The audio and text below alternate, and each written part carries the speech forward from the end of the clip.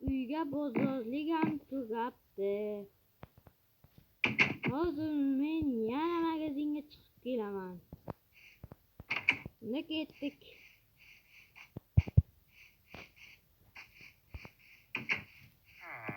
Assalomu alaykum, brat. Ta'minot bormi? Ha, bor. Unda 2 kilo go'sht bering.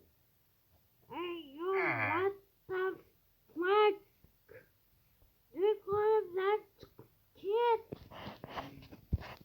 Menda lekin 5 ta olmos bor. Voy. Ko'rdingizmi sizni deb nima bo'ldi? O'lishimizga sabab bo'ldi.